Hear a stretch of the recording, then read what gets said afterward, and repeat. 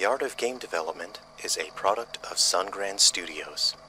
This show is brought to you by patrons like you.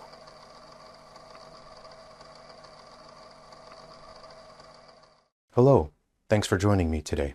I'm Jarrell from Sungrand. Welcome to the Art of Game Development. Today we will create graphics in a 3D modeling program. This is a process called 3D modeling. We will start with primitive shapes, as you can see, then modify them into more complex shapes. The visual aesthetic of the work determines the level of detail and fidelity required to produce the visual assets. In this situation, we are creating visuals for a game that has a retro-styled 3D aesthetic. The music that you will hear today during today's show will be played on an instrument that I finished building recently. This is a 12-string banjo. If you enjoy the music, you may download that for free from the link in the description. It will be available via Patreon, but you do not need a paid membership to the Patreon. As long as you have a Patreon account, it will be free for you to download. I hope you enjoy today's show. We are using a standard 3D modeling program. You don't necessarily need to use Maya. You can use Blender, which is becoming an industry standard and has many resources for you to learn. You can see here we can select the vertices of the model and adjust the vertices however we need. I'm going to select the corners here and I'm going to round off the edges here with the bevel tool. That helps the coffee table look a bit more organic and pleasant, less artificial, having somewhat rounded corners, and I think it is quite a nice design. It will hurt less if you happen to bump your knee on the corner of the coffee table there. We are going to create a new polygon, just experimenting with the measurements here. I want to start out with a pretty close design. Add in some sections here. What we will do is use the extrude tool and we will modify the primitive shape. This is referred to as a primitive. It's just a simple cube, but we can transform, we can modify the primitive by moving the vertices. The vertices are these dots. They are like connect the dots, but in 3D space. They tell the program where to render the polygons, and a polygon is a multi-sided shape that can be rendered with the 3D modeling program or game engine. I'm going to select the polygons here, and then I will extrude them upward.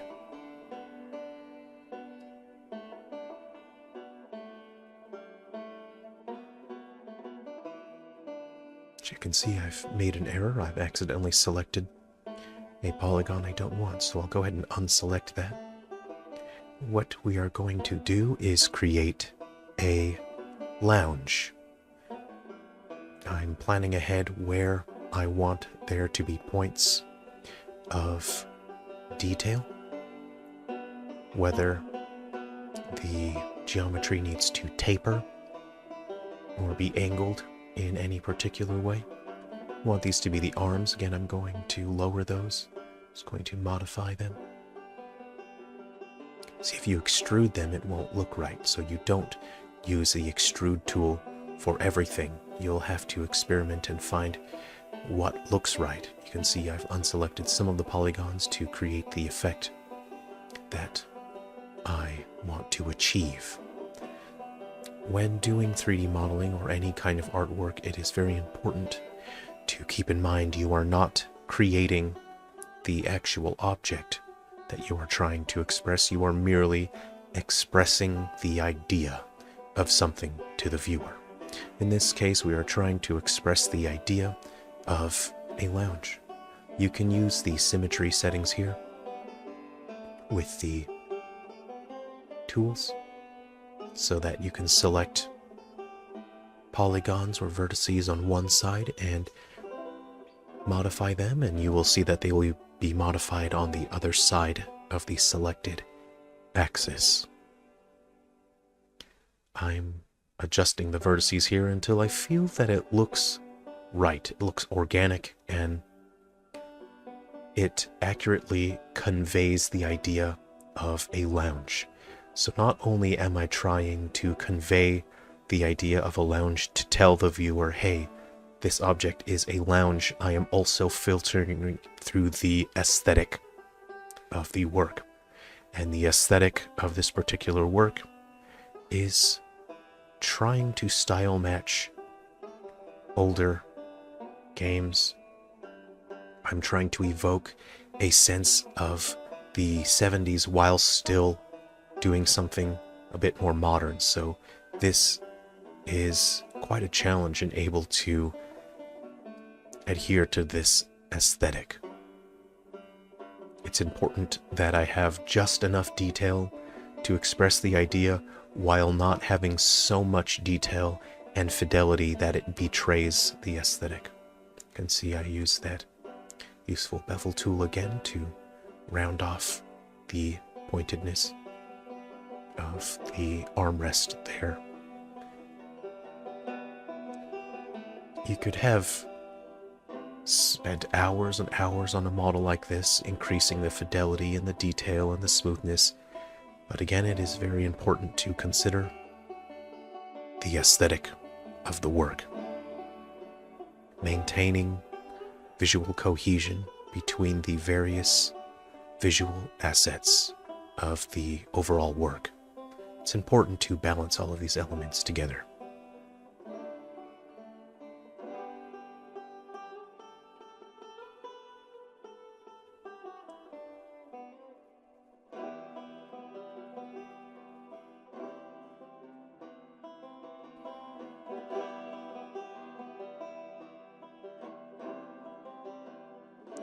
What we will do now is duplicate the geometry, and we are going to make a modified version. So we are duplicating and modifying. We will make a smaller lounge. This will be a single seater. That's about it. We'll create another primitive for the purpose of creating an object to represent a television. I want to adhere to the design of televisions from the 70s. So in this situation, it is important to look up reference material and to style match where it is appropriate. Here I understand that I started out with insufficient number of separations in that primitive. There were not enough sections in there, not enough vertices, so I've started again.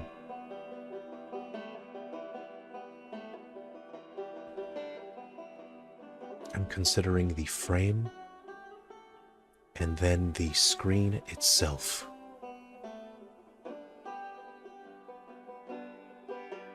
Inset that screen. Then we have the back of the television. Long ago, many decades before televisions were flat, they were very large. It was a fascinating time in human history when televisions were heavy. They served as a rite of passage when you were old enough to carry a television. I'm going to look up televisions and try to avoid any fake AI images that would throw me off. So it's important to find genuine images if you are trying to style match and find something genuine. I want to make sure that the back of my television that I model is representative accurately of televisions from the 70s. I see that there is an offset. The screen is actually not centered. The screen is off to the left a little bit. Make sure I turn off symmetry. And there is a section on the right for the speaker and the buttons. There is a taper to the back of the television where the cathode ray tube and the electronics are positioned. This is starting to represent a television.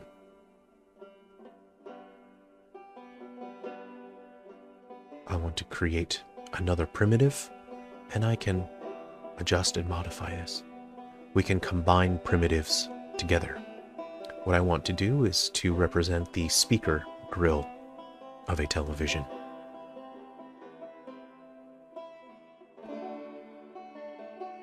Position that just so.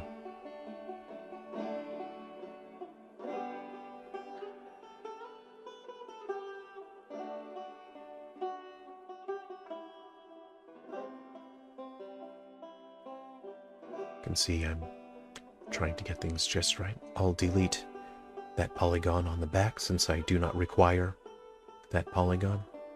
It's best to optimize your visuals, though in this situation I've really only saved one polygon, but if a polygon will never be seen by the viewer, there's no point in having that polygon. Having more polygons creates a rendering cost, which makes the games run slower if there are too many polygons. I've assigned a different material to the speaker grill so I can control the colors separately. I've selected the screen and assigned a different material. And I'm also selecting the polygons behind the television and applying a different material so I can control the color in the game engine Unity.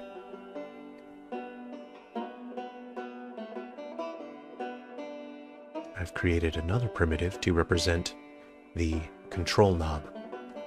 Now, realistically, you would say there should be multiple control knobs, but again, we are not creating anything literal. We are representing the idea of something, and with this visual aesthetic, we are prioritizing the idea, the expression of something, as opposed to the literalization.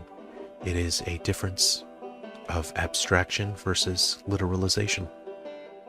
And in this case, having one control knob is enough.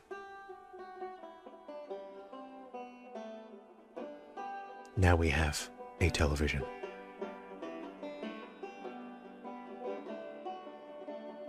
Let's go ahead and just make some final adjustments here.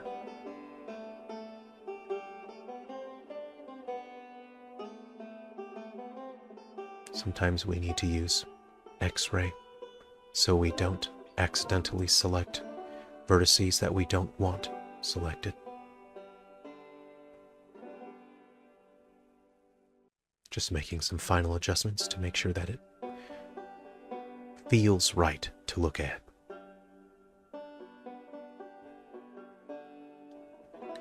Let's go ahead and start placing some objects in our development environment for our game.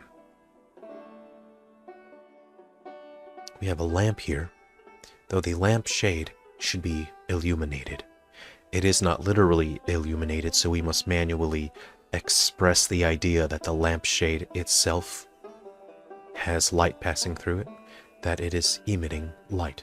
So I will use a different kind of shader for that. First we place our light source, then we have our lampshade. A color shader means that it does not receive lighting and shadow from the environment. It is just a color. This allows the lampshade to look like it is illuminating the environment, even though it is not. Remember, we are not literally achieving the thing we are trying to express. We are simply finding a workable solution to express an idea. And the idea here is that the lampshade has light passing through it, and it is illuminating the environment. This effect is desirable. This is what I've set out to achieve in terms of expressing the idea of a lampshade. You can see we've placed some objects in the environment here. We can select the ones we need and we can place them. You can see I've added a box collider to this object. That collider will allow the object to exist in a space where the player cannot intersect. The player will not be able to walk into that object. So we can place that lamp there. We can see what it looks like when the lampshade is on. However, we may not necessarily want this lampshade turned on. It depends on the environment that we are setting up, and I think it's just best to have this lamp as a part of the environment and not turned on. Let's see what this looks like. Go ahead and move our spawn point for our characters.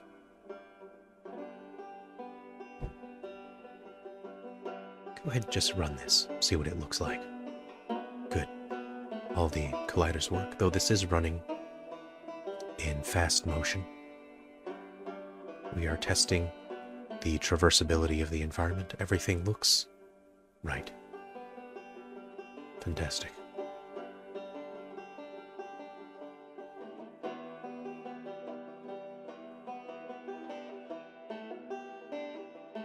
Let's place a few more objects in the environment. Here we have created a shelf. You can see this shelf is comprised of a number of primitives. It's basically a number of cubes, as you have seen in our 3D modeling program.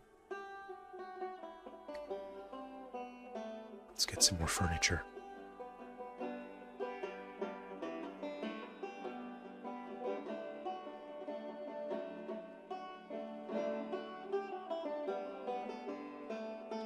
You can see we can spend as much time as we would like adjusting, modifying, changing the scale and the rotation of objects. We can do that about as much as we want until we are blue in the face. This is designed universally so that it can be either a shelf on the floor or it can be used as shelves on a wall.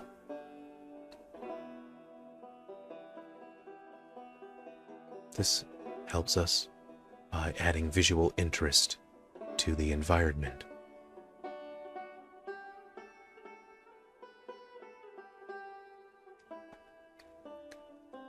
For certain objects, it can be good to have a bit of imperfection in terms of the rotation, having objects that are slightly misaligned, having objects that are not perfectly lined up in terms of placement, gives the environment a more organic look to it. It looks less like a 16-bit RPG when objects are slightly out of place if the rotation or alignment is slightly askew. Imperfections in 3D environments is what allows environments to look organic. See what these environments, these pieces of furniture look like, but there's no space in this particular environment for those. We can place pillows here and help the environment look more lived in and organic. Again, add some imperfection to the rotation of that.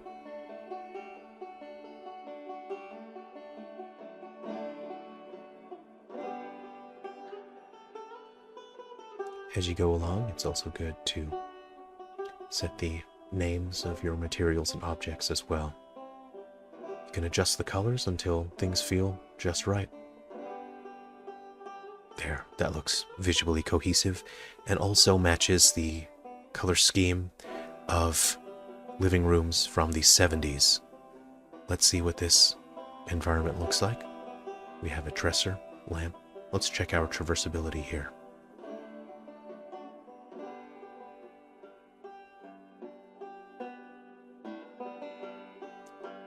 Check our living room. see what color schemes look like. Every decade has particular defining traits when it comes to color, texture, variety. I want this door to be able to be opened, and I do want to style match refrigerators from the 70s. So you see I'm changing the refrigerator here. After looking at the reference material, I realized the style of fridge that I had done with 2 doors was more modern. I want to match fridges from the 70s, so I'm adjusting the model here. Programmatically, the doors can potentially open as well with animations. You can see I've slightly adjusted the furniture here to add imperfections to the rotation.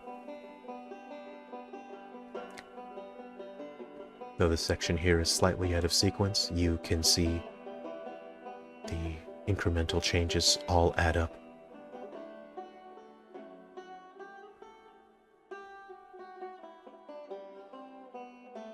And it's always important to test your traversability, making sure your player is not able to walk through objects they are not meant to walk through. The dynamic lighting of the television makes things quite interesting. That is all we have time for today. I hope you enjoyed that.